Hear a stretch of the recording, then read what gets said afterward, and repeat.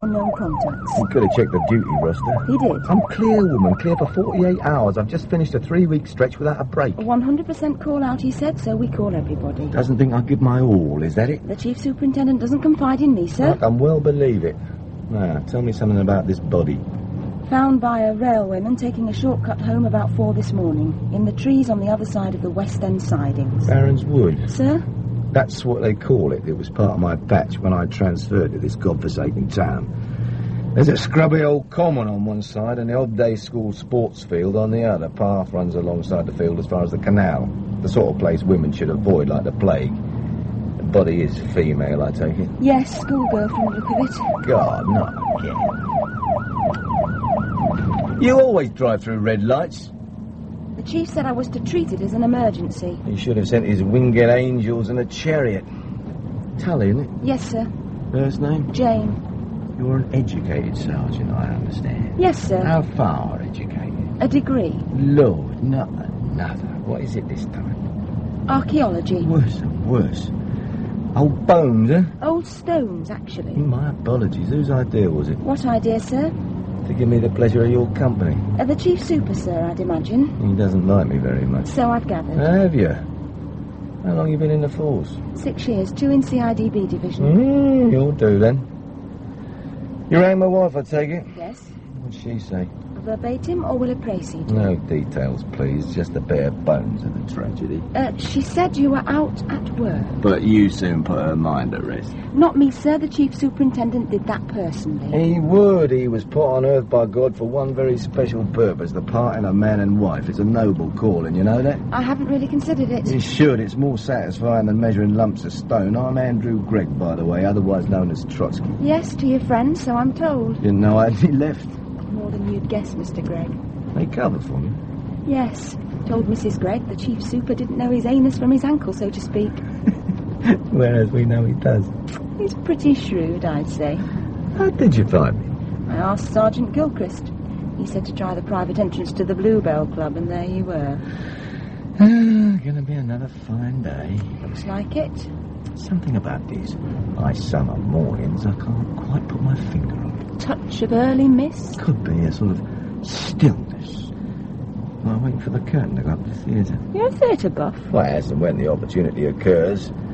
I reckon all policemen have a weakness for a spot of drama, don't you? Never considered it. Archaeologists don't go in for philosophising, is that it? Not much. Scientific method beats instincts and hunches most of the time. Does it now?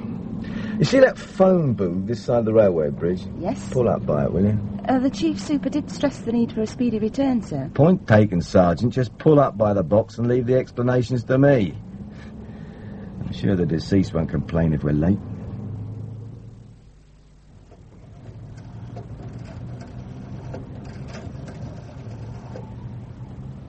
Come on, you dozy bitch.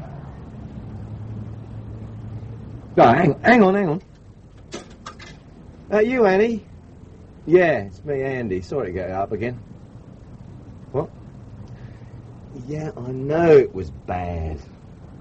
Oh, come on, Annie. I didn't ask them to send a squad car to your back door.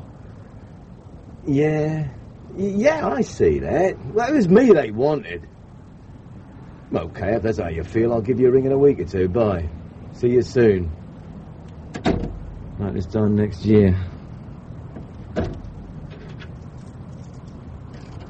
And there ain't a lady living in the world that I'd swap for me dear old Dutch. That you, love? Yeah. Yeah, they reached me. I'm on my way now. What? Oh, it's a murder. Harrigan's idea of fun. Everybody there, including the canteen cook. Yeah, I'm sorry they woke you. No, I was seeing a snap. Sergeant Gilchrist knew perfectly well where I was. All right, they should have asked him earlier.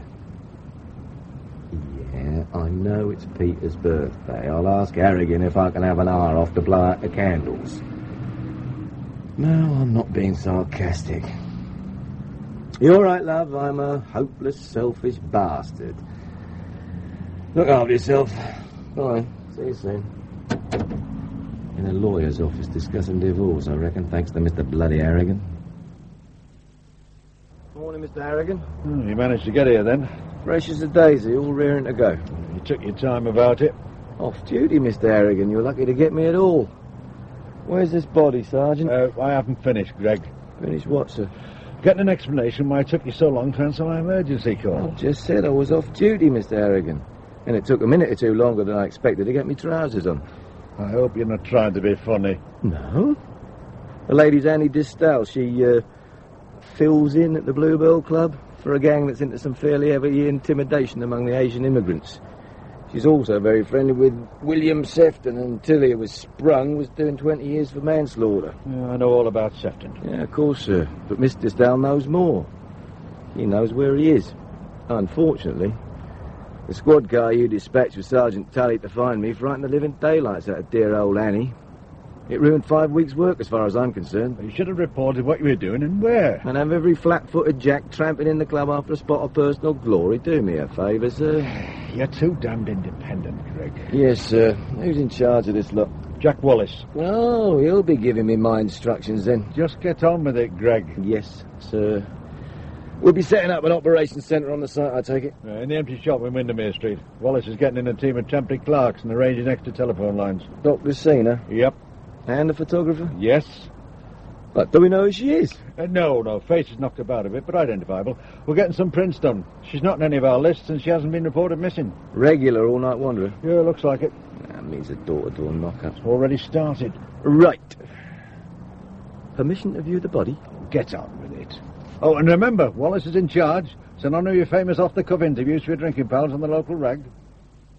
Right, let's have a look then.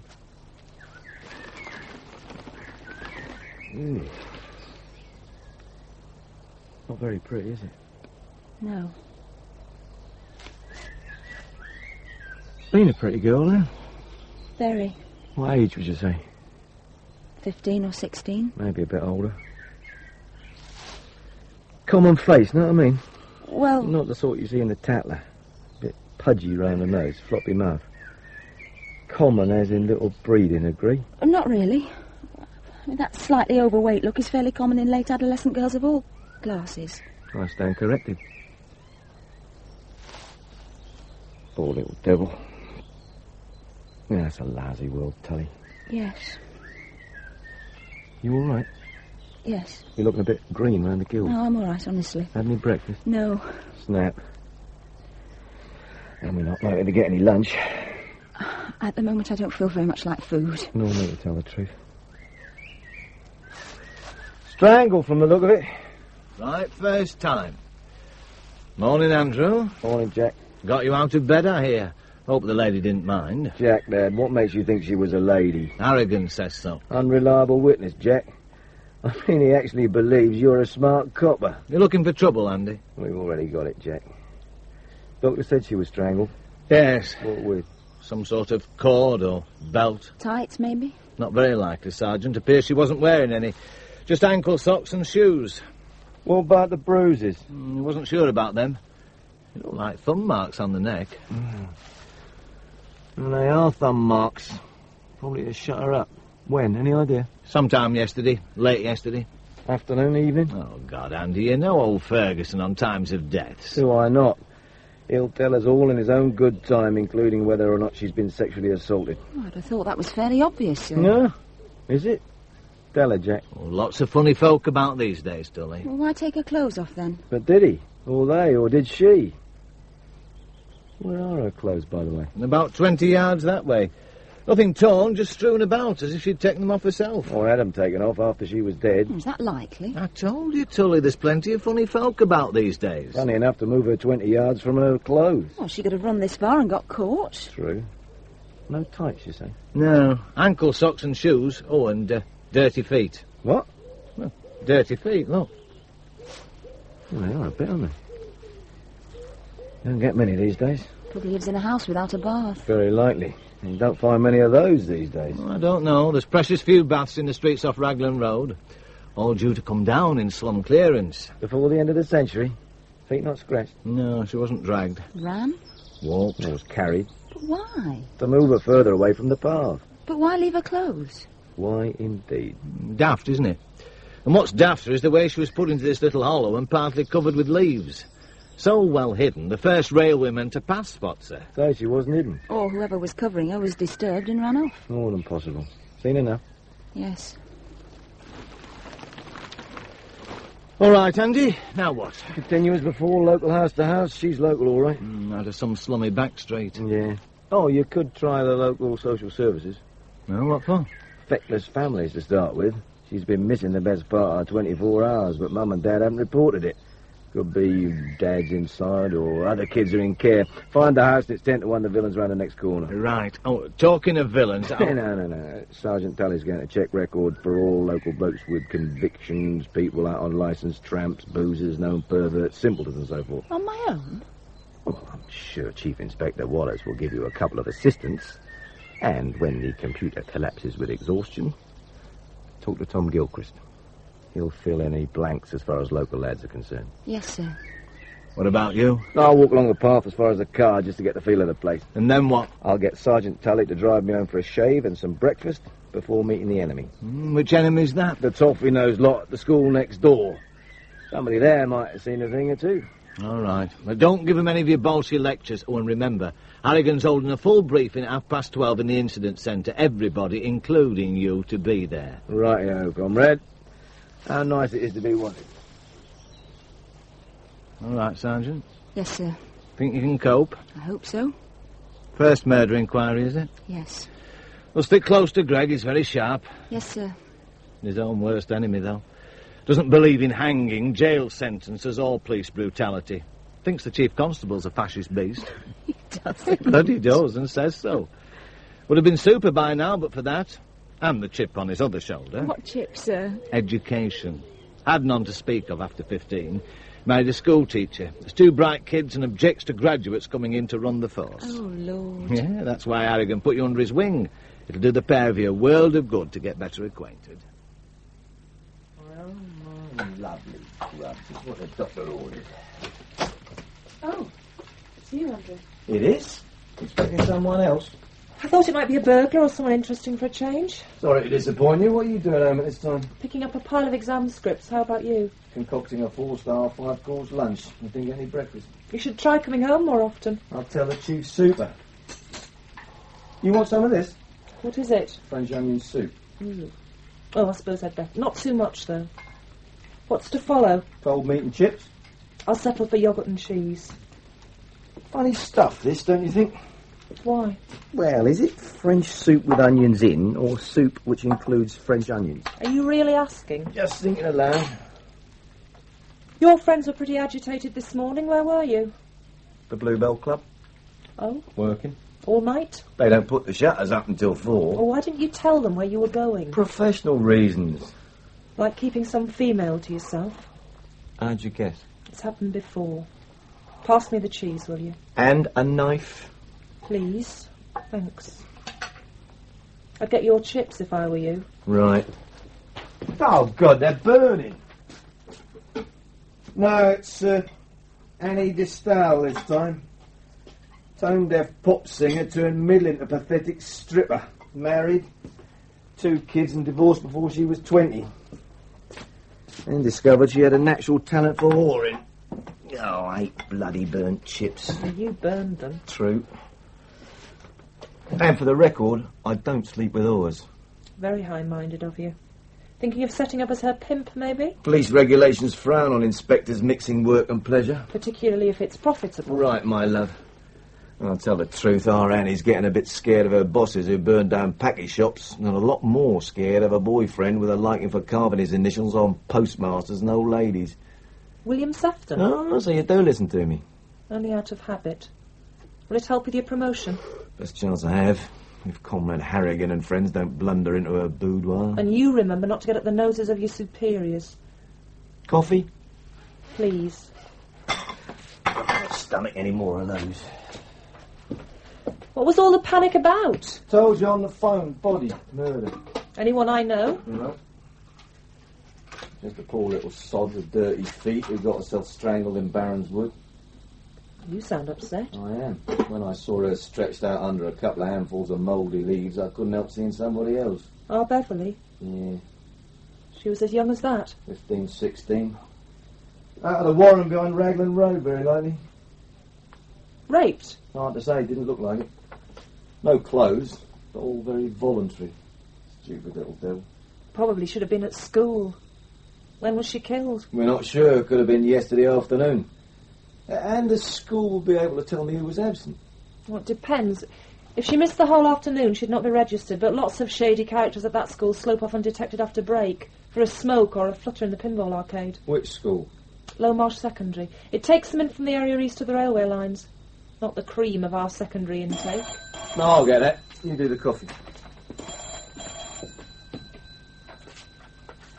Ah, Tully. Just the bot I was thinking about. What? Yeah, pick me up in 15 minutes. What? Oh, all right, make it 20. Any luck with a big criminal, Dick? Oh, Jack Wallace told you there were some odd people about. Yeah, include the flashers. Yeah, it's getting very popular. Any identification yet? No, I see. Right, before you depart to pick me up, get on to Low Marsh School, get them to check absentees for yesterday afternoon. Oh, say, 4th and 5th forms, we're looking for a girl who makes a habit of truanting. Yeah, get one of Wallace's idle jacks on it, and get a print of her face. From photography? Huh? Well, if you've got one, that's even better. Send someone to the school with it. 10 to 1 the kids will know her. Right, thanks. And let's hope she has better luck with that school than I had with Obday. What were you doing there? Seeking permission to talk to the lads. What on earth for? Well, they're cricket nets back onto Barron's Woods. Some of the lads could have seen the girl or the fellow who killed her. Is it likely? Who knows? I got a right brush off from someone called Dickens. Senior housemaster. Pompous nit. Any inquiries through proper channels, contact the head officially. And nobody less than our chief constable likely to move the academic mountain. You can understand it. You can, maybe. I can't. It's an exclusive public school. There's been a murder. Parents pay $3,000 a year. And wouldn't like the publicity, is that it? Yes, that's it. My God, Pat, what kind of society do we live in? It's a good school. So you keep telling me. It's not where I want Peter to go. Well, I do. $3,000 a year? He'll get a scholarship, and if he does, he'll get a bursary as a day scholar. The council will pay the fees, which are a lot less than $3,000. And if he doesn't? I'll pay out of my own salary. As you're already paying for Beverly? That's right. You don't see that half our bloody troubles as a country start with the schools for the haves and the schools for the have-nots? No, I don't. I just see kids whose parents spend their money on good schools instead of portable tellies, motorbikes and holidays on the Costa Brava, getting a hell of a sight better start in life. Bullshit! Don't shout. Who's shouting? You are. You always do when you have no logical argument. Must be something they taught you at Hill End Council School. No. As a matter of fact, they hammered home the holy message for the proles. Never argue, look up to your betters, accept your lot, be honest and obedient, and if you aren't, the bobbies will have you. That's why I joined the bloody force. So the sons of your proletarian comrades can take it out of Peter, because his father's in the fuzz? Then he'll have to learn to take it. There's nothing to be ashamed of in being a copper, you know. I didn't say there was. Well, we put up with a lot from some of your intellectual friends. Yes, I know. Let's not quarrel about it. Damn it, Pat, I'm good at my job. Bloody good at it. All right. Peter should be proud, not ashamed of me. He might be if he saw more of you. It's the job. I know it's the job. You going to pop home to wish him happy birthday before he goes off to weekend camp? Camp, today? 5:30 the coach goes, I told you. I'll try. I can't promise. We've got a dead girl on our hands. Yes. Of course you have, I'm sorry. And I'm sorry I made the snide crack about Hill End School. I just get churned up when you fly off at me. All right, teacher. Put it at the bottom of my report. Must try harder. Well, don't spoil it. What about Peter's present? Oof. No, there's the thing. Oh, Andrew, you did get him one, surely. Did I? Oh, yeah. No, I remember. It's tucked away at the back of my wardrobe. Fishing tackle? A lot. Strong enough to catch a whale. Oh, he'll love it. He'd better. Mine. I really ought to have gotten the collected works of Fred Engels. At least it would have made him think. You never stop, do you? I might. What does that mean? I'm thinking of chucking it in next year, promotion or no promotion. Resign from the force? Yeah, why not? But it's been your life for 20 years. Since I was 20. Means I can pack it in next year on a pension and get another job. Such as? Oh, I don't know, private security, something with regular hours. I might even take a few O-levels, get educated and join your racket. Are you serious? Very. Actually, Ted Bassett offered me something the other day. Because of me? And the children? A little bit. Or of missing promotion so often? It gripes for a day or two when it happens. To tell the truth, it's none of them. I want out. I'm tired of working my guts out to protect my fellow citizen. To say nothing of clearing up the nasty mess he keeps leaving around the landscape. Let somebody else do it. Wouldn't you like me at home more often? Yes. But not as some dreary man sitting round in his slippers waiting for old age to clobber him. And where's your transport? Yeah, I better go. See ya. See you. Try and drop in on Peter's party if you can. Right, that'll do. Let's get on with it. I'm waiting. Right, Mr. Wallace, start us off, will you? Right, sir. A victim found in shallow grave 30 yards from Pathrow Wood, bordering on British Rail West End sidings. Victim female, mid or late teens, partly covered by leaves. We know all that, Mr. Wallace. The medical report, please. Yes, sir. Preliminary findings from Dr. Ferguson. He insists they're only preliminary. Considerable bruising to parts of the torso and thighs, some of the bruising several days old. Further, very recent bruising on neck and jaw, almost certainly caused by manual blows and pressure. Fractured thorax, death due to strangulation by ligature, a belt or something similar. Death occurred between 4 p.m. and 10 p.m. yesterday. There were none of the injuries commonly associated with sexual assault, but cohabitation had taken place probably a short time before death. Cohabitation? Yes. Thank you, Mr. Wallace. Yes, thank you. Any questions? No, they'll come later, I expect. Well, it's murder, gentlemen and ladies. A young girl has been killed in a public place in our patch. I want it cleared up quickly. The Chief Constable wants it cleared up quickly. Until I tell you differently, this takes priority over everything else. Absolute priority. Is that understood? Now, Mr. Wallace, what have we achieved so far? Incident centres now established. GPO are laying on 15 lines this afternoon. 12 officers have been allocated to receive and classify all information coming in from the public. Why 12? All we can accommodate in the premises, sir. They'll cover 18 hours a day in shifts. All right. What about suspects? Sergeant Tully and 3 of my people are going through the records. Any luck? So far, 42 with sex or violence convictions of some kind. 49 now, sir. Thanks. What are we doing about them? Visiting, personally. Well, all of them? All the local residents to start with. Oh, good.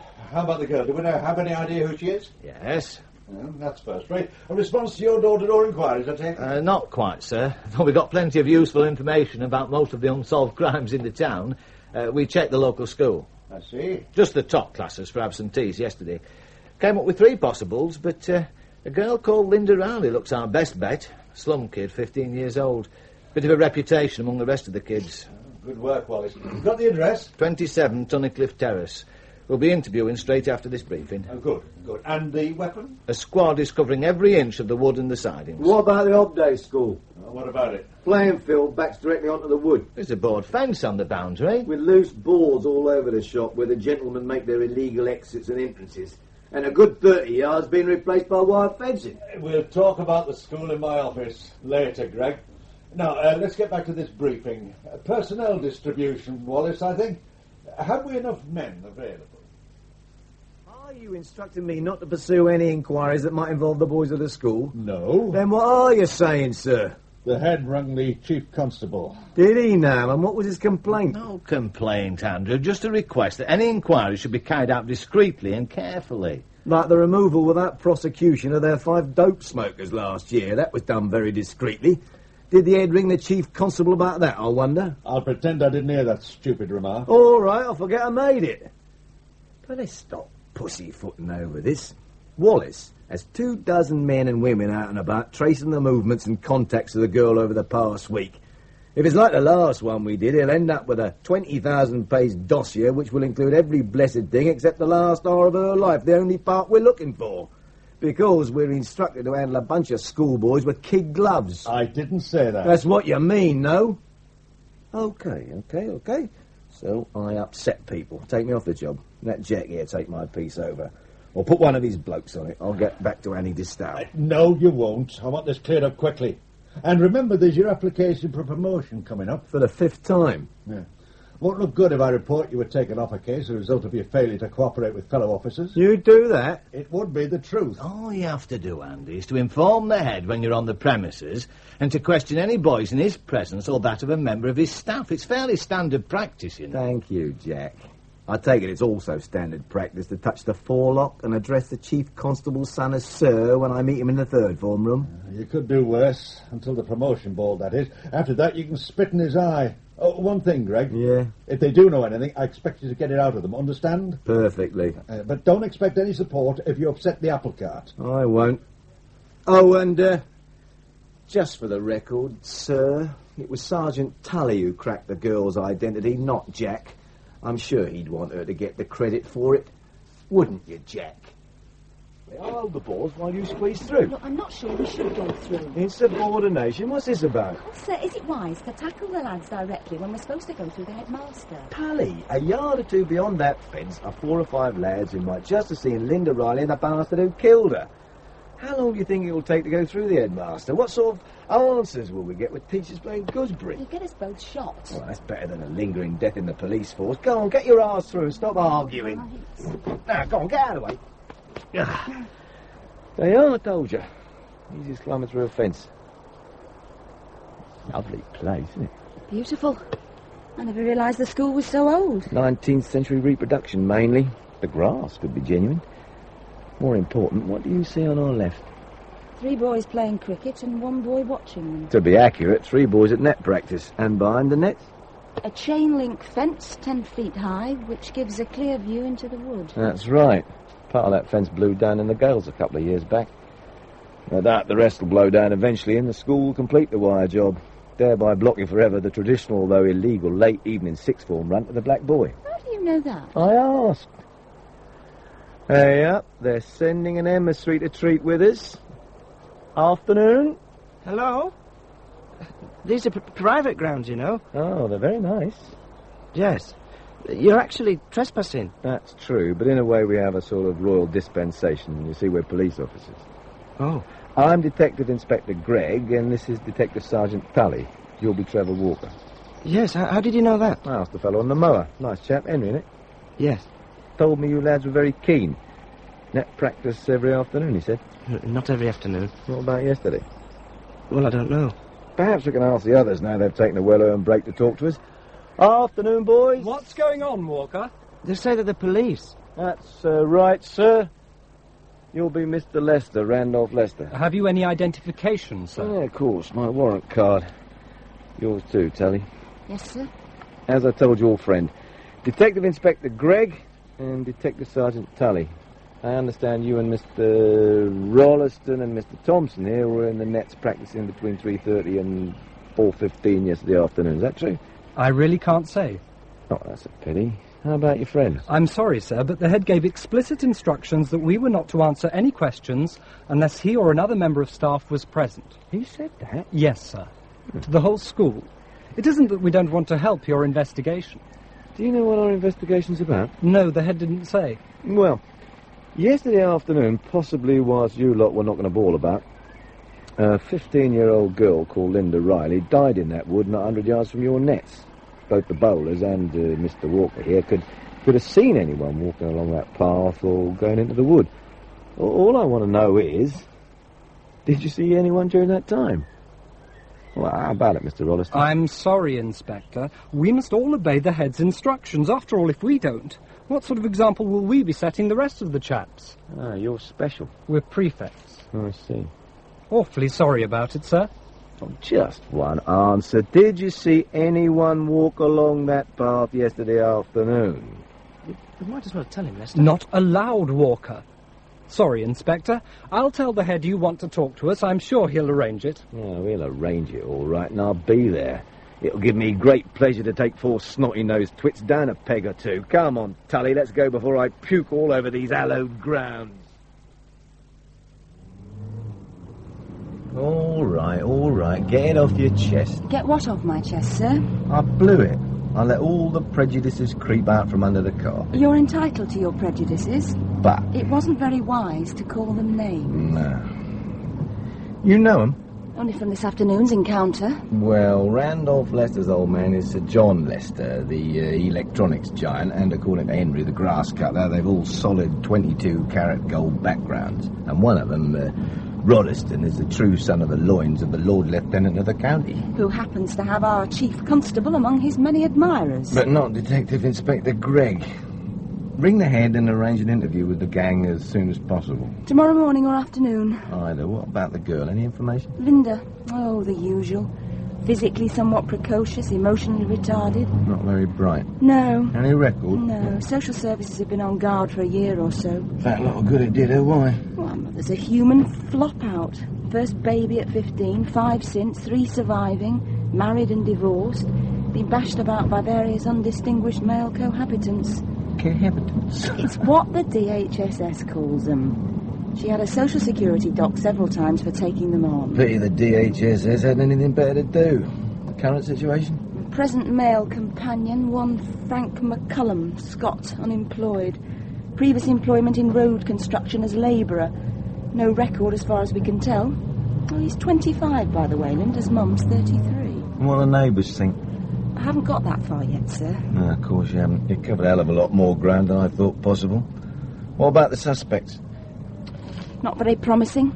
5 of the real villains are doing time, and there's only one genuine next street local on the list. Who's that? Roland Lewis. Oh, Rolo? Never. He's the archetypal failure, even as a flasher. His last victim was the vicar's wife. She advocated Sundays in church on his knees. He retreated in some confusion. Well, he was out and about yesterday and didn't want to tell us where, so Wallace has kept him in for further inquiries. He makes daisy chains for little children. If it's Rolo, I'm the next candidate for chief constable. So what do we do? Exactly what Jack Wallace did. Take him in and give him a rough time. What did the teacher say about Linda? Unanimous verdict. She was one of nature's sweeties. Dried her heart out, was almost too anxious to please. And inevitably gets taken for a ride by every unscrupulous bastard that comes along. You know, Tully, I could easily get involved in this one. Where next, sir? What time is it? 10 to 3. Let's think. They'll be interviewing the bereaved parents about now. Yes, Mr. Harrigan and Mr. Wallace. And full retinue. It'll be 4 before they're clear. There's no good poking my nose in till the first excitement's over, say 5 past. Gives me time to push on with a bit of private business. Well, I'll arrange the school meeting. Yeah. Then you nip back to the Nick, grab a copy of Ferguson's medical report and pick me up about 4:30 in Market Square for a swift ceremonial drive to St. Peter's 12th birthday rave-up. Then we'll tackle the Rileys for afters. Yes, sir. Anything else? Yeah.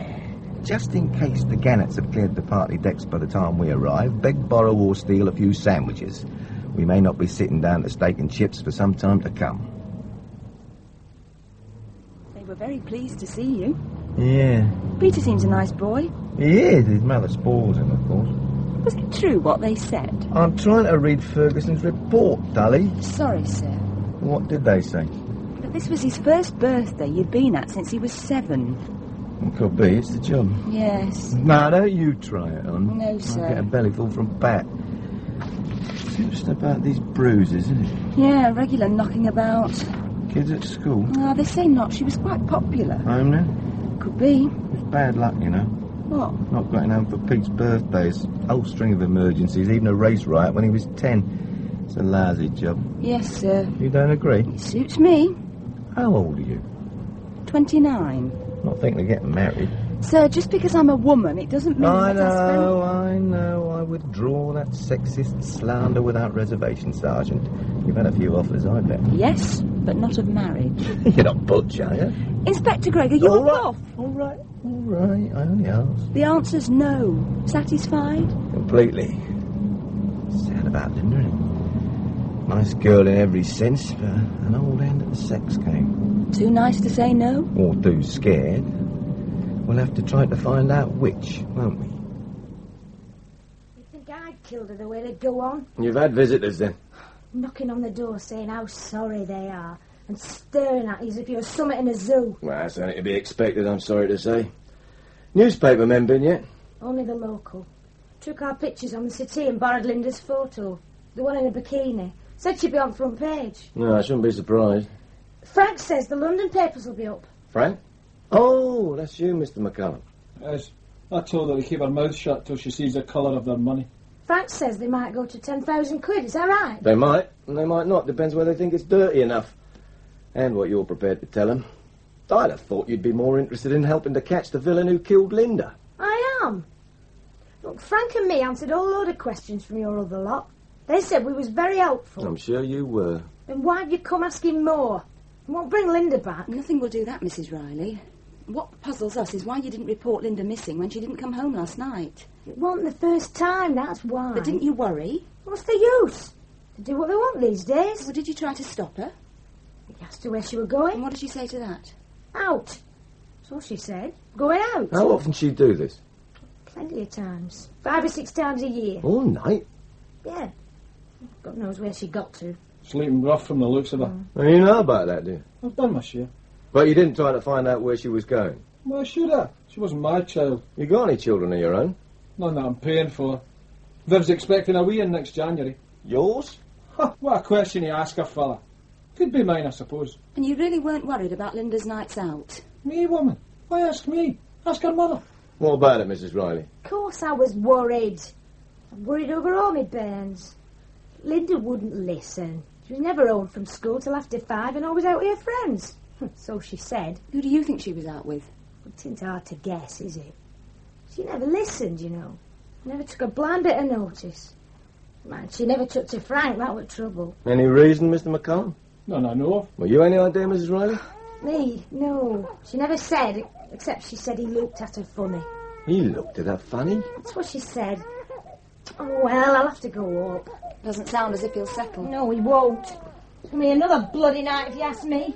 Finished with me, have you? Yeah, for the moment. Mind you, we'd like a longer chat in a day or two. Well, I don't know what the hell for. Keep your voices down a bit. We'll try. Well? Well, what? Now she's out of the way, you can tell me. Tell you what? Why, Linda didn't like you.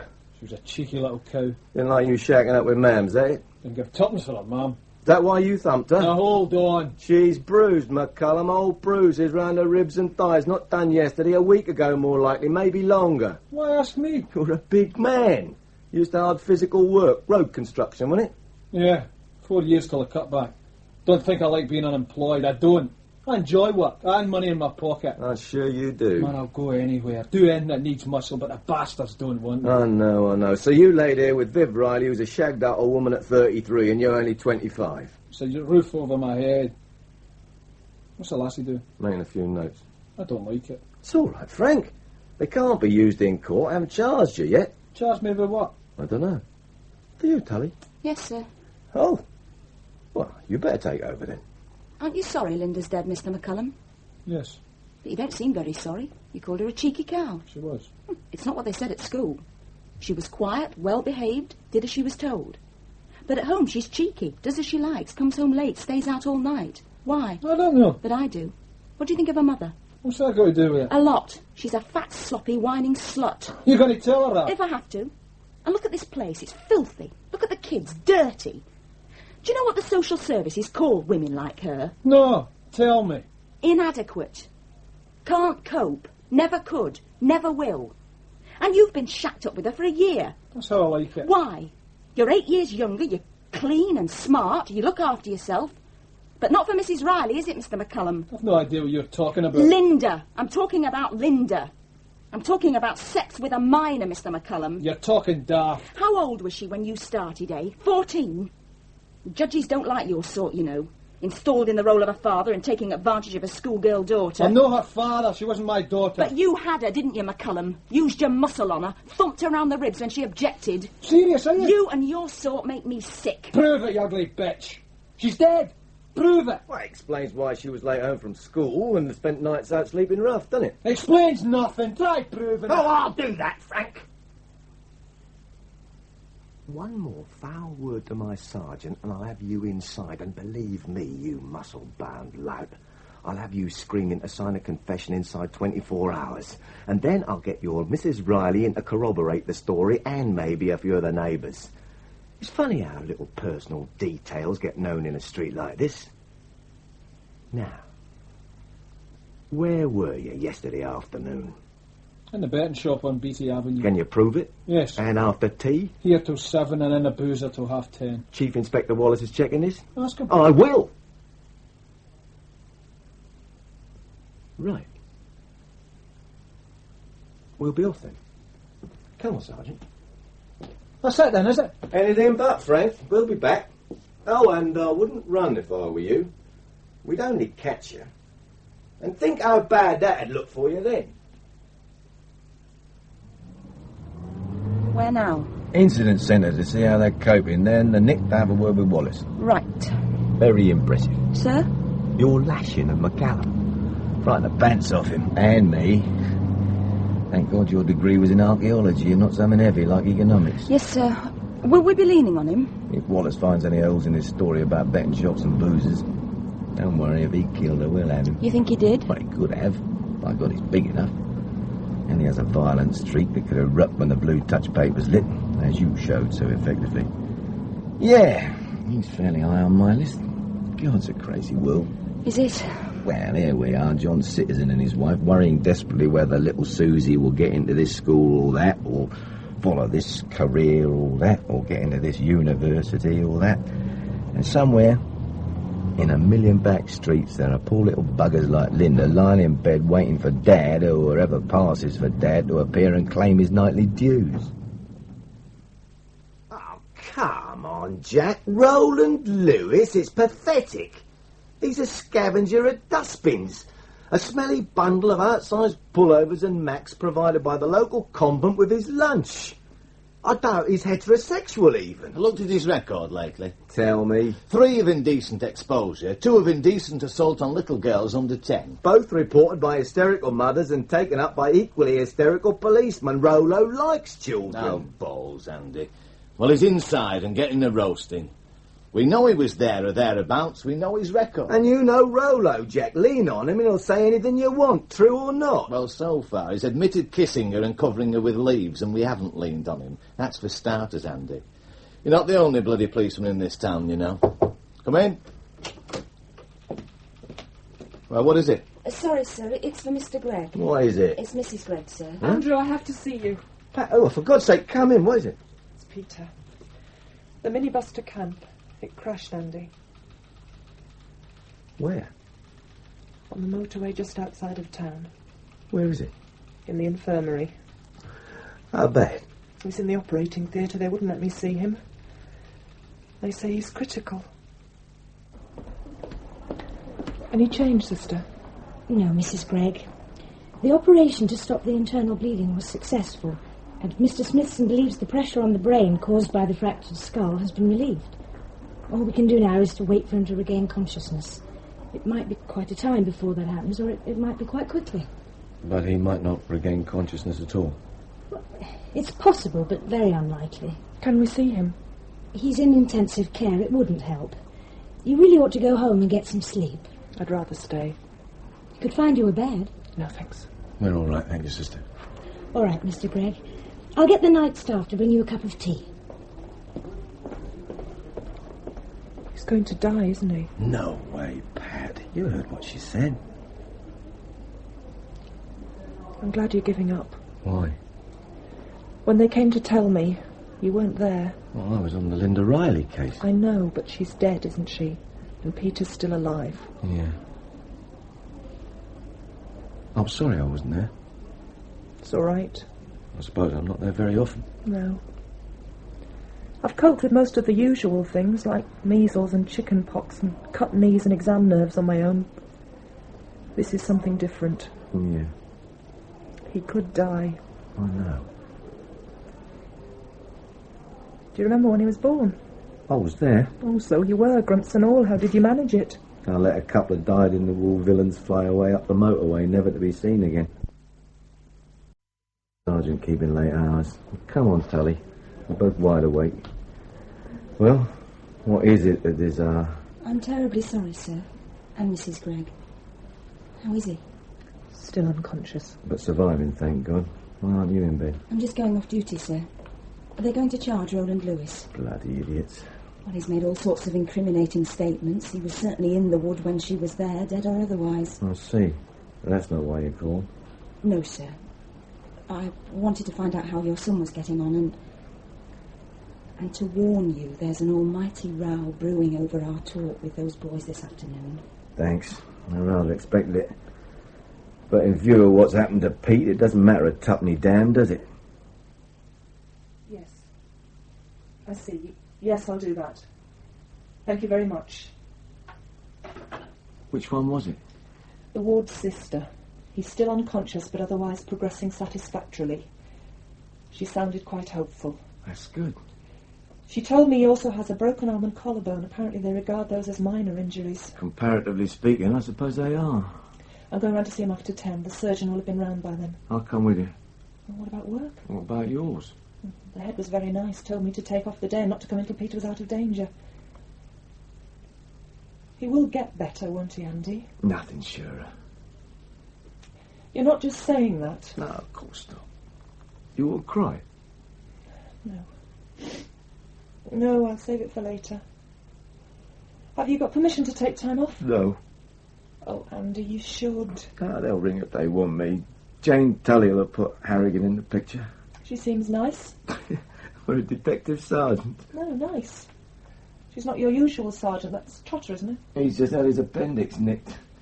He's happily recuperating. Tully was allocated yesterday. One of Harrigan's stupid jokes. Good at her job. Very nasty when she wants to be.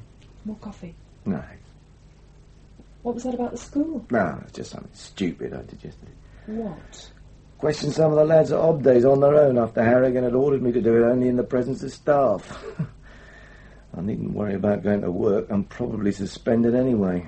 Oh, Andrew, why? Why a lot of things these days? I was just being bloody minded after our lunchtime sparring match over the school, and Harrigan's official crap got up my nose. Not very clever with a promotion application in. Not very clever, full stop. That's why I'm jagging it in.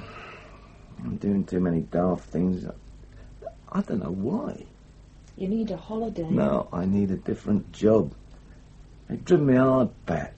Body and soul, too many hours, too many days. It's beginning to show. Why don't you take a break? Go sick. I'm not sick. I don't mean physically. You think I'm going balmy? I didn't say that. But I'm sure you should see a doctor. No, thanks. I'll hang on for a year, then get out. Before my wife leaves me, I hope. Who said that? Your mum said. She shouldn't have. True, though. It's plain enough to see we've been poisoned for each other for the last 2 or 3 years. Well, it hasn't been much fun. No fun at all. You changed. We both changed. Yes. Yes, you're right. First 5 years you made teaching look dull. But I grew out of envying you and your mates in shorty Macs and ridiculous attaboy trilbies roaring round the town in souped-up cars like so many junior G-men. So did I. Yes. But when I wanted a husband and the kids wanted a dad, all I got was a dedicated policeman growing harder and more casual year by year. Casual, maybe, not so hard. Oh, yes. You go on talking about policemen with social responsibilities, but there isn't tuppence to choose between you and Jack Wallace or Harrigan or any of them. You're just another hard-nosed Jack, and I don't like it. You got all the right words. I learned them from you. Am I so bad? Pretty bloody awful. I suppose it's too late to say I'm sorry. Yes. If we're into the truth game. At long last we are, it seems. Well, can we put the bits together? I don't know. I don't think I want to. Well, I do. It's why I'm resigning, but I can't guarantee the change. Not even with Peter's accident. I know. Well, what happens if we split? There's a headship coming up at Tower Walk. It's mine if I apply. You'll apply? Wouldn't you? Take the kids? If you wouldn't mind too much. Oh, poor old Peter. Yeah. Blow wait until 10:30. So I'll get your coat on. We'll go and see how he is now. Right, Andrew. Cool off. That's an order. Stuff your order. I came in as per instructions. Don't expect gratitude. My lad's in intensive care. His mother's feeling pretty sick about it. I ought to be with her, not here. Yeah, I know. I'm sorry. The Chief Constable insisted. This is the Reverend Dr. John Cartwright. How do you do? Inspector Gregg, I had no idea your son was so badly injured. I do hope he'll pull through. They say he's got a good chance. Dr. Cartwright is the headmaster of the Hobday School. I see. The Chief Constable insisted on an official apology, which I've offered Dr. Cartwright on behalf of the force, and a personal apology from you as the officer involved. What for? I hope I don't have to tell you that. Well, someone does. I think perhaps, Chief Superintendent, we can dispense with this formality. I have not asked for, nor do I require, any apology from Inspector Gray. I take it there's been an official complaint. No. Dr. Cartwright informed us that the normal and agreed procedure for talking to his boys has not been complied with. So, this is just a domestic kick up the backside for me in front of a member of the public? No. Then what the hell is it? An opportunity, I hope, Inspector, to confirm your opinion that the boys practising in the nets had observed the girl and her assailant. Wallace has seen the boys in the presence of Dr. Cartwright and taken statements. Dr. Cartwright and the boys were extremely cooperative and we're most grateful. They saw the girl? Yes, between 4 and 4:15. On the path? Yes. Everything normal? Yes, she watched them playing for a minute or two before walking on. It's all in the statement. And her assailant? Roland Lewis, without a doubt. We've had a line-up. Later this morning. You said her assailant, Dr. Cartwright. Yes? The boys saw her being attacked. Oh, no. No, they merely described the man following the girl. I used the word assailant unwisely, perhaps. Reacting to statements concerning Mr. Lewis made by Inspector Wallace and Mr. Harrigan, perhaps. Well, yes, I suppose, yes. I'm sorry I fell off the handle. Oh, that's all right. I quite understand. I also apologise for quizzing your lads unofficially. Oh. All right, Mr. Harrigan? Dr. Cartwright? Oh, yes. Really unnecessary. But accepted, certainly, without reservation. A rush of enthusiasm that got out of hand, I'm afraid. Good lads, are they? Oh, very good. Reliable? Yes. Trustworthy? Oh, absolutely. Lester is a first-class young man. Head boy designate. Superb sportsman. Academically very sound. Born leader. Oh, well, if there is such a thing. He certainly has a charismatic personality. I noticed the others took orders from him almost without question. Thompson and Rolleston would, of course. They've run their school courses in his shadow for 4 or 5 years. What about Trevor Walker? Ah, you noticed. The odd man out. Parents abroad, you know. No games to speak of. Patchy as far as studies are concerned. I must say I was very pleased when Lester took the boy under his not inconsiderable wing last year. Very nervous, I thought. His stammer, you mean? No, not just that. I got the impression he was a bit scared of the others. You certainly absorbed a great deal in your brief talk, Inspector. Not difficult, sir, when staff are absent. Throws them on their own resources. Now, that may be true, Inspector, but their resources are not much of a match for those of a couple of very experienced police officers. I have a duty to my boys and parents, which is just as valid as yours is to the public. True. I mean, would you want your... I'm sorry, I forget that. Point taken, sir. I would not like either of my children interrogated by police without an adult present to see fair play. I do hope your boy recovers fully. So do I. I understand his name is on our applicant list for entry next year. Yes, his mother is very keen on him joining the school. Can I say we will take into account any difficulties your boy may face following his accident? That's very reassuring. Mind you, without his broken bones, I doubt he'd make your 4th 11 at cricket. But he's a very passable fisherman and a fervent supporter of the local rugby league club. And what was all that about? What? Well, roaring like a wounded bull and for no damn reason, suddenly turning the penitential cheek. Yeah, I'm tired. Been nearly 3 days since I had a real sleep. Temper flares, but I can't keep it up. Anyway, I let you off the hook. Yeah, you could say that. On the other hand, it also got you off the hook. I don't see that. That's not unusual these days. How long have we known each other? Huh? Oh, well, 18, 19 years, long enough. Yeah, long enough for you to forget the difference in rank. Oh, there you... And don't give me any crap about injustice. You stuck because you deserve to be stuck. You're loud-mouthed, insubordinate, and incapable of working in harness with the rest of the squad. I get results. Yeah, so do the others, and they don't break every rule in the book like you. I'm warning you officially, Andrew. Step out of line again, and I'll recommend we boot you out of the force, right? Right. I intend leaving next year anyway. Yeah, so I hear. You should be pleased. Oh, no, not really. Given time, you make a reasonable copper. And I'll miss your bolshy nonsense. Enter. All right now, sir. We saw his nibs departing. Come in, Jack. Shut the door, Tully. What's this then? Official welcome of the return of the black sheep into the flock? I thought while you were here we'd catch up on progress reports. What progress? I heard Jack's charged Rollo. Hang about, Andy. We haven't confirmed the boy's identification of him yet. You've heard about it, I take it? Loud and clear. You got a lovely plug from Mr. Harrigan. All things bright and beautiful for the Chief Inspector. Well, what do you think of them? The lads? Yeah. First rate. Make bloody good witnesses. All the right attitudes and crystal clear when it comes to detail. They had our friend Lewis down to his last missing button. They all gave the same description? Well, give or take a few minor discrepancies. What about Linda? Oh, not so clear. Oh, they'd seen a girl, all right, but needed a bit of prodding to get a description right. Funny lads these days. Oh. All eyes for a shabby old flasher and none for an attractive member of the opposite sex. Not like that in my day, eh, Dunny? No, sir. Can we get on? I'm sorry. No other candidates? No. What about McCallum? Nasty customer, but he has his movements covered. Check them, haven't we? No, check him. Do we pursue him over the other business? We do. What other business, Greg? Tully got him halfway to admitting carnal knowledge of the girl. With his daughter? She wasn't his daughter. How do we prove it now she's dead? Hammer his alibi, scare the daylights out of him, and lean on Mrs. Riley. She knew what was going on, all right. And she'll tell us. We'll have Mr. Bloody McCallum. Your fine boys didn't see anyone resembling him by any chance? Sorry, no. Just Lewis.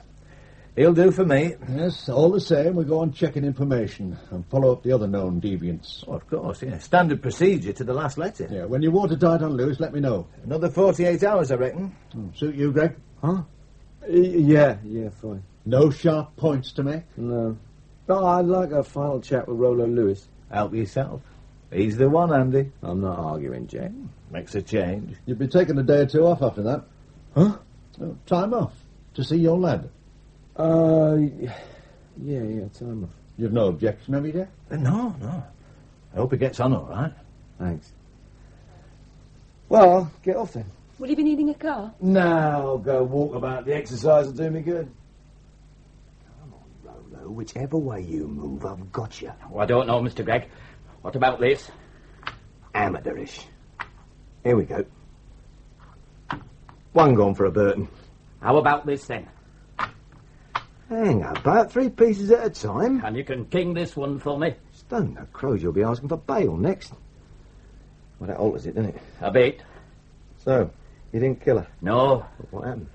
Well, I'm often down there. In the wood? Yes. Any reason? Well, Oh, right, I can guess. Work your way round that. Oh, that's rough, Mr. Gregg. Drafts at the highest level, Rollo. You been anywhere near little girls lately? Not one, Mr. Gregg. Not one since you had me in here last. I warned you, if you ever did it again, I'd break every bone before getting out my pocket knife, remember? Yes, Mr. Gregg. Well, help yourself to another fag, then. Thanks, Mr. Gregg. So tell me again about Linda.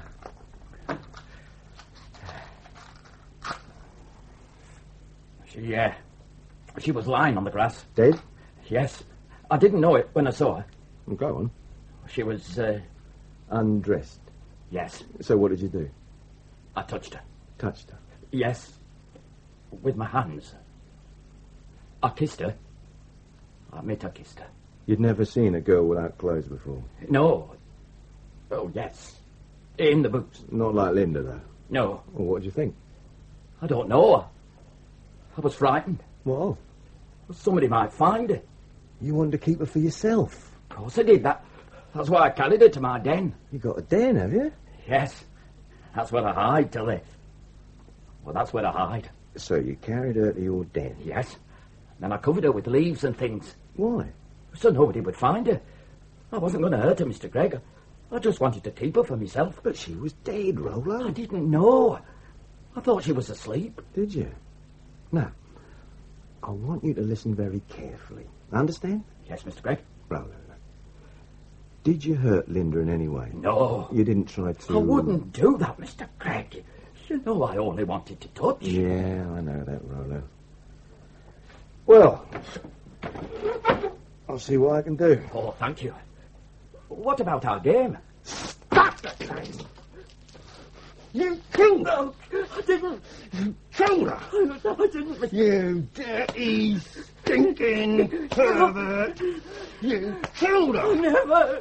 Got her to take of her clothes? No! Interfered with her? No, I didn't! Then killed her? No! Go on, admit it! I didn't!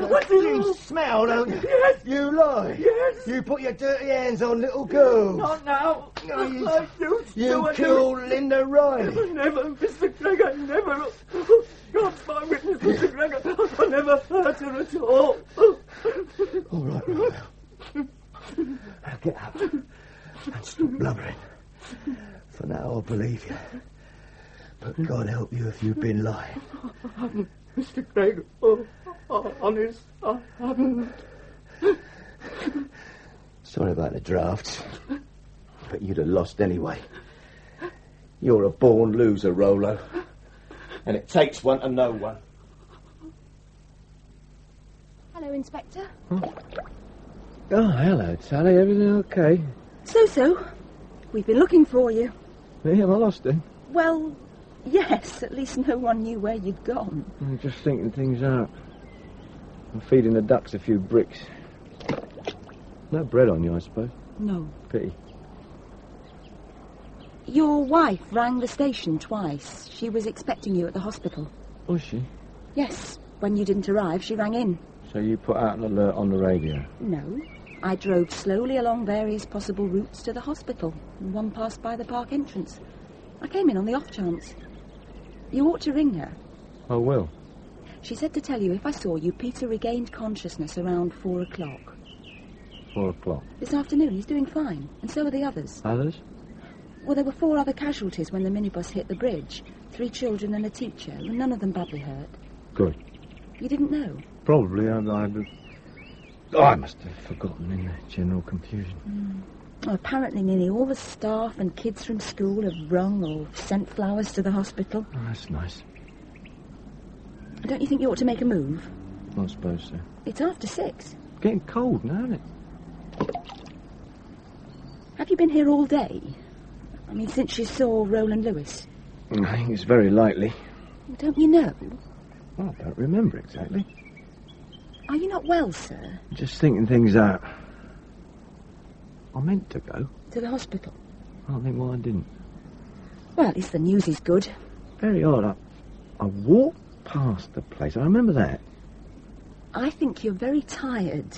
Yeah, I am a bit. Look, you've been overworking for months. It stands to reason something's going to give. You think I'm going round the bend? Not at all. God, it's not like me to back off Tully, you know.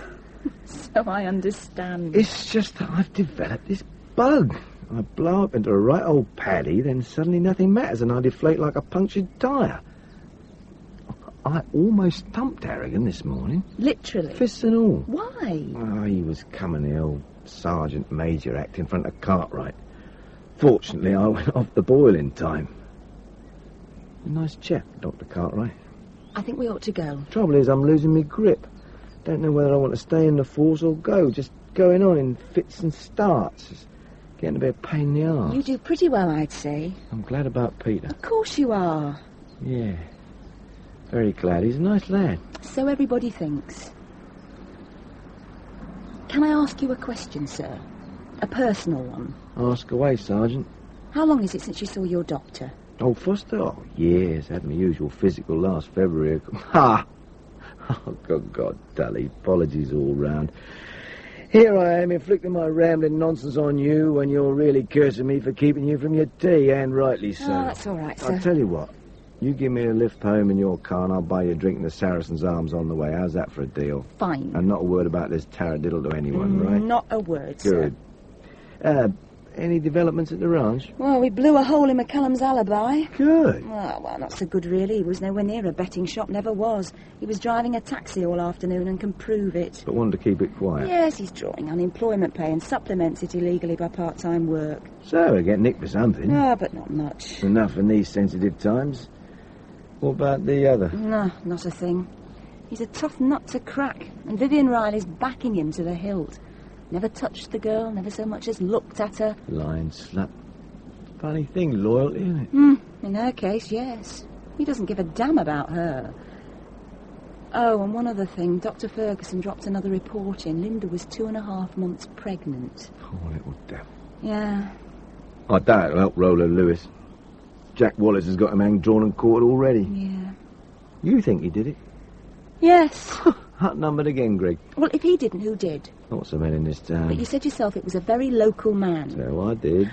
I mean, if we're to spread the net, I might have to ask you the question. Which question's that? Where were you 2 afternoons ago? You've been checking? Not at home, not at work. 8 a.m. to 6 a.m. not accounted for. 22 hours, Inspector. Well, ask Annie Distal. I did, a couple of hours ago. You little bastard.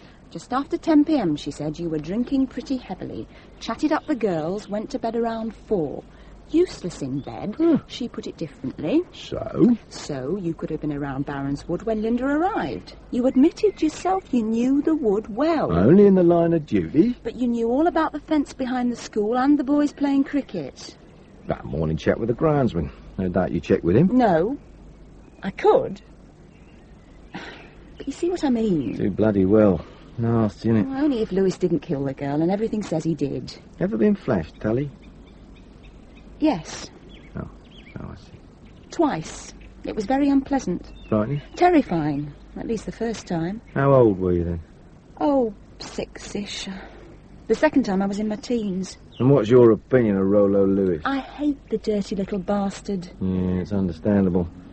A shabby exhibitionist, a child molester. But not a killer. You sure? Bet my pension on it. Then why did you hit him? Hit him? Who hit him? You did. This morning. They think his cheekbone could be fractured.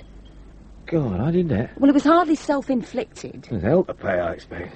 Well, Mr. Harrigan wasn't saying much, but he didn't look all that happy. Very tight-lipped. Yeah, it's time to go home, I think, and perhaps we'd better postpone that drink to another day when the storm clouds have blown away.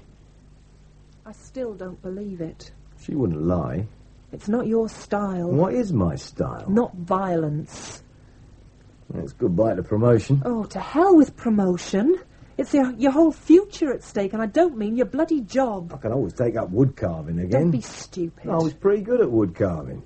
Where have you been since 11 this morning? In Wolsey Park, I think. You don't know? Oh, I'm not certain. I was there when Tully found me, about 6, throwing stones at the bloody ducks. Why didn't you come to the hospital? I think I set off to come. 7 hours lost. So Tully told me. Totally blank? Totally.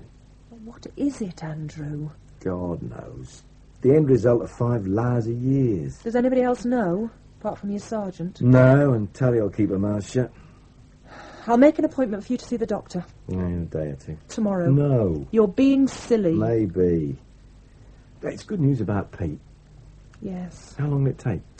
He'll probably be out within a month, and with luck we'll be back to normal in 3 or 4 months. It could have been worse. Cartwright said they'd take the accident into account when they consider his application. Which Cartwright? Dr. Cartwright, the Rev, Ed old days. You met him? I ate humble pie about asking his precious lads a few harmless questions against Harrigan's orders. And what did Harrigan say? Take 500 lines. Andrew. Well, the equivalent. I understand he is not pleased. Has it happened before? What? This blackout thing? Once? Well, twice maybe, hard to say. Do you know what you did last Wednesday afternoon? Yes, precisely. Maths with fifth form groups. It's not just a trivial lapse of memory, for God's sake. You're having a breakdown. No doubt about it, Andrew. In ordinary circumstances, we'd be putting the evidence to the chief and you'd be facing charges of assault. How bad is he?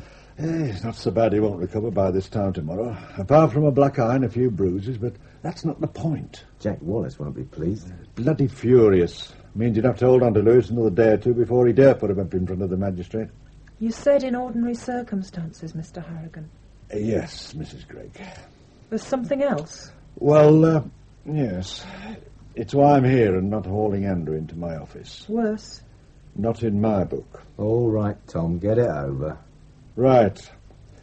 Well, we're not going to hammer you over Lewis's thumping because we don't think you intended it. In fact, we don't think you were aware you were doing it. Rationally aware, that is. You mean I'm bloody mad? I mean exactly what I said. Oh, I'd sooner take my chance on an assault charge. No way, Andrew. We're not doing you a favour. We're looking after our own interests. I had Cartwright on the phone a couple of hours ago. Cartwright? I thought we sorted him out. Yeah, we did, this morning. This afternoon, apparently, you turned up at the school, harassed a whole gang of lads, threatened to use force on some of them, and scared young Walker to death. Oh, come on, Tom, pull the other. I was nowhere near the place. You were near enough to barge into Cartwright's study in order to abuse him, lecture him on the iniquities of the education system, and then burst into tears.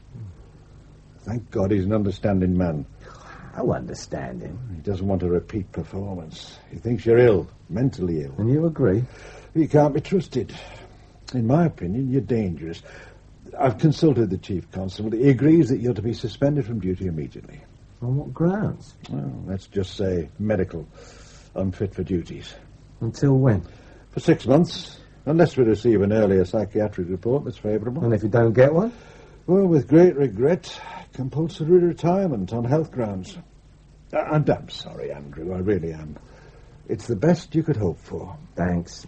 And, thanks for coming to tell me. Oh, that's all right. No, I appreciate it. And so does Pat, don't you, love? Yes. Yes, of course.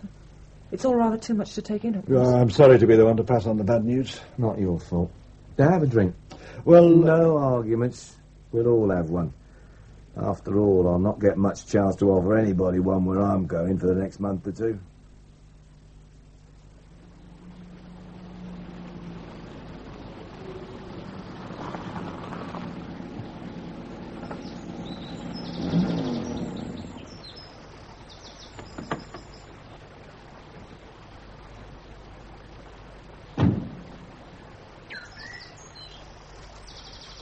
Hello, Inspector.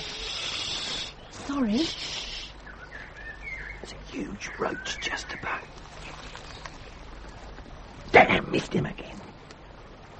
Hello, Tully. What are you doing in these parts? Getting me feet wet. How about you? I'm getting fishing lessons from my son. That's him over there. He's looking well. Incredibly fit. Yeah, help yourself to coffee. Thanks. Do you want some? After you. Pour some brandy in. Oh, thank you. You look well. Sound in wind and limb and mind. You look it. Certified as such by some of the smartest psychiatric operators in the business. You off the drugs? Practically. How'd you find me? We've been tracking you. Just catching up on missing relationships with my son before he starts school again. When's that? Next week. Oh, he's done remarkably well. Well, within the estimated 6 months. When do you see him? Weekends mostly, like now. There's no... Hope for Pat and me now, if I'm honest.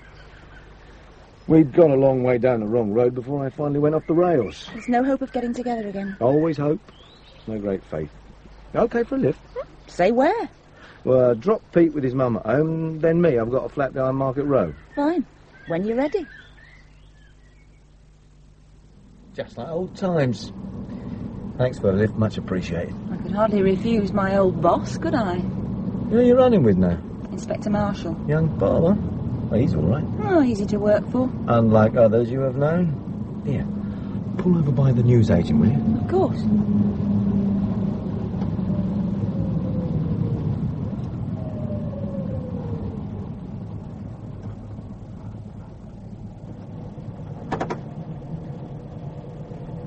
You see that creep over there? What, in the brown jacket and blue trousers? Yeah, Leslie Asp. He's into minor stuff, peddling dope, receiving knocked-off electrical gear, runs a couple of times served orders. He's yours. Do I want him? All good techs need snouts, and he's the best in town bar none. I'll introduce you. Now? No. One evening when I have something you can hang on him. Thanks. My pleasure. Why me? Well, I owe you for all those visits to the nut hatchery. Anyway, I'll not need snouts in records. Yeah, they could have done better for you than records. Oh, I don't know. It'll give me another 6 months on pay to readjust. After all, they could have sacked me. Suppose so. Was it as bad as it looked? More or less. Depressing. How have you fared? Oh, okay. No more murders. That's something. I see Rolo got life. As expected. Poor sod. He'll have a hard time in jail. They don't like sex offenders, particularly when youngsters are involved. What happened to McCullum? Oh, 6 months for gaining money by false pretences. How? Yes, Wallace dropped the rest. Said there was no mileage in it. Probably right. Hello? What is it? Young Trevor Walker from the school. Think I'll have a word with him. Oh, not again, Andrew. Only to apologise. Come with me to see fair play, if you like. It'll give you a chance to appreciate the new improved model at close quarters. quiet as any sucking dove, I promise you. I'm totally at a loss, Inspector Gregg. After all the trouble you've caused us and yourself, you accost one of my boys again. In public this time. Cost is a fairly strong term, sir. More of a chat. An apology, if you like, for all the distress my previous actions caused him. There was nothing unpleasant or even official in my talk with the lad. Sergeant Tully can bear that out. None at all, Dr. Cartwright. Once he'd recovered from his surprise, Trevor was relaxed and cheerful. There was quite a lot of banter between him and the inspector. Banter? About what? The magazines he'd just purchased. Girly magazines. Girly? Oh, I see. Normal enough for lads of that age, sir. Maybe. We hardly encouraged literature of that sort in the school. No, of course not, sir. But if that was all your meeting with Walker was about, why the deputation? Perhaps I can explain that, Dr. Cartwright. Well, I hope you can, Chief Superintendent. One police car at the entrance is bad enough. Two will certainly attract attention. When Inspector Gregg and Sergeant Tully talked with the boy, it was on a friendly basis to restore good relations. I'm here to assure you that the meeting was exactly as Inspector Gregg has indicated. We had no intention of reopening old wounds. But the Linda Riley case is now closed, surely? Mr. Lewis is serving a prison sentence for it, yes, sir. Then why are you all here? And why have I got my school captain and 3 sixth formers outside my door waiting to be interviewed? Well, sir, just as you don't mark your interest or your records as closed on any of your boys when they leave school, neither do we automatically regard a case as closed when an individual is found guilty and punished, or vice versa. There are often loose ends, little inconsistencies. As a race, policemen don't like loose ends. They disturb us, wake us up in the middle of the night sometimes. Yes, Chief Superintendent, I take the point. What are you trying to tell me? Well, in the course of Inspector Gregg's friendly chat with Mr. Walker yesterday, Mr. Walker said something which, to be absolutely fair to Mr. Lewis, who is, after all, serving a life sentence, needs a little clarification. And what was this something? I'd rather not say till we have the boys with us. I see. And if I refuse to let you meet the boys? I shall have to ask them to accompany us to the station to help us complete our inquiries. Oh, is it that serious? Murder is usually regarded as serious. It is, just to clear up one small point, sir. Very well. Open the door, Sergeant. Come in, Lester. Bring the others with you. That's it. And sorry about the crash. Can't be helped. Now, Chief Superintendent, could we continue? Not me, sir. Inspector Gregg has the inquiry. Right. Now, remember, boys, if at any time you don't wish to answer or you require advice, I'm here to help you. No, nothing like that, Dr. Cartwright. Just 2 or 3 little questions, all friendly. You remember yesterday, Trevor? Yes? You were buying magazines when I saw you. Yes, on photography. And the others. Photography in a different sense, eh? Well... No, not to worry. Dr. Cartwright knows. They were for yourself. Yes. That's not what you told us yesterday, Trevor.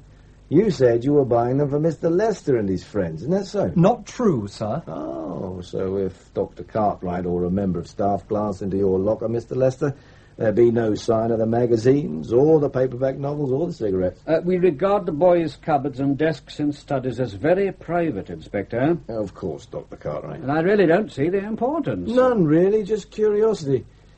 Young Mr. Walker had, as they say, goods to the value of £10 or more. On being teased a little about the nature of his purchases, he became a little embarrassed. He intimated he was little more than an errand boy. I got the impression he'd been somewhat press-ganged into the shopping trip. £10 worth? At least that's it. And cigarettes? 3 or 4 packs. What, do you smoke, Walker? No, sir. Well, sir, I thought I might try as an experiment, sir. 3 packets? Perhaps I should look into a few cupboards, Inspector. You'll find the books and the cigarettes in my room, sir. Yours, Lester? Yes, sir. We, Thompson, Rolleston and myself, lent Walker a few pounds to help him get a present for his sister. Well, that's what he said. When he came back with the other stuff, I confiscated it, the lot, sir. I see. Well, Walker? Sir? I mean, Lester said will you see, sir? Dr. Cartwright, I'm sure you'd rather sort this little problem out after we've gone. Yes, I think I would, Inspector. Thank you. As far as I'm concerned, you see, I was pretty cheered up to see Mr. Walker's parcel of naked ladies. Showed he was just a normal 18-year-old after all, and so are his friends.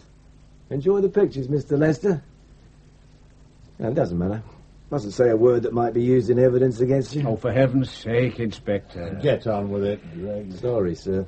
You see, lads, I could never understand why you had apparently never spotted an attractive young female, especially when I heard from some of her friends at school, the other school, you know, that she was in the habit of walking along that particular path regularly when you were out playing cricket. Lots of people walked along there. Oh, yeah, well, you can describe them, perhaps, in the sort of detail you described Mr. Lewis. Some of them, no doubt, sir. Good. You see, when I made this point to Mr. Walker yesterday, he got quite confused. What did he reply, Sergeant? Well, sir, you said you were surprised Mr. Lester and his friends hadn't nipped over the fence for a bit of you-know-what in the bracken with Linda. Oh, really? And Mr. Walker said, no fear, Randy would never let us touch any girl with dirty feet. Dirty feet? Do you think that means you'd let them touch a girl with clean feet, Mr. Lester? You bloody fool, Walker! He is, isn't he, Mr. Lester? You see, we've checked and rechecked every statement you and your friends made, right down to Linda's ankle socks and plimsolls. I wonder how Mr. Walker knew Linda had dirty feet. Well, sir, that's easy. There was... Never mind, young man. I'll hear your explanation myself. With or without your assistance, Dr. Cartwright, my colleagues will question each of the others singly, either here or at the station. And this time, by God, we're going to have the truth if it takes till Christmas to get it. Here he is, hiding his triumph in half a pint. All tied up, is it? Charged and dumped in the remand centre overnight. Kept strictly apart until magistrate court appearance in the morning, despite all their clever lawyers. Good idea, that, Andy. Keeping the young buggers apart for questions. Common sense check. Randolph Lester could have prompted and probably would have prompted the others given half a chance. Right lad, that one. But Al Capone in the making. Had half the school in the palm of his hand. Yeah, but weren't they glad to shop him? Prisoners turning on their jailer, Tully. No, more than that, I think. Apart from young Walker, who was just terrorised into being a slave, the others went with him willingly. Don't forget how few Nazis there were in Germany after Hitler died. Oh, he's philosophising in his cups. My plot was right then. Pretty well. Linda had been doing him little favours for most of the summer. Lester took his pleasure in private, but he made the others perform in public. Except young Walker. He only got to watch until the last afternoon. Now, what did Linda get out of it? Quit a time and a couple of missed periods, according to one of them. Ashley Rolleston. Well, Linda patient and willing was one thing. Linda pregnant was another. She scared the hell out of them when she said she'd let everybody know what was going on. Lester belted her one to shut her up, and she got hysterical. Tara Linda. Sheer panic, Andrew. Well, the hands on her throat initially, maybe. The old school tie around her neck was just cold-blooded murder. But whose tie? I mean, they're all scrambling like hell to save their own skins. For my money, it was Lester. Well, he insisted they all took a hand in it. Young Walker said it was Lester on his own. He chased the others back to the cricket nets while he finished her off. Well, we'll charge him jointly and let the judge and jury pick the unlucky one. When does Rolo get out? As soon as the official machinery can be activated. 2 or 3 weeks, maybe. All ready to flash it at old ladies, eh, Tully? Among others. Let me catch him at it and he'll regret it, the dirty little swine. Right, drink up, Jack. Time we were back in the shop to repel all the hordes of lawyers and pressmen from London. You two staying? For a minute or two. I owe Sergeant Tully a couple on my own account. Well, don't go over the limit. She's been told to drive you around for the foreseeable future. If you agree, that is. I don't understand. Tully will tell you all about it. Come on, Jack. Night, Tully. Good night, sir. Night, Andrew. Night, Tom. Oh, and thanks for putting us right. Well, accidental. Purely accidental. Oh, not in my book. Jack. Right, sir. Night, you two. Good night. Night. What was that all about? The transfer to records has been cancelled. Has it now? You're to be offered CID again as before, with gilt-edged prospects of promotion after this little lot. And I'm to revert to being your sergeant, temporarily. Right. You don't seem very pleased. Oh, I am, about you working with me. I'm not sure records wouldn't have been safer for my last 6 months of service. You're still going? I ought to. We'll see. You're funny. Funny, yeah. Well, if Jack Wallace had pulled off what you've done, he'd be as tight as a tick and telling the world what a genius he is. Yeah, well, I'm not displeased, but... You're still thinking about Dr. Cartwright? Darling, you're psychic. In half an hour today, we destroyed almost everything he spent 30 years creating. His career, his trust in his boys and his faith in his own values and judgments. We murdered him. And he didn't deserve it, Tally. Agreed. You ready to go? Go where, for God's sake? Somewhere slightly less public. What for? Oh, dear. Do I have to spell it out? Let's have a couple of drinks to start with. And after that, Andrew Gregg, it depends on you.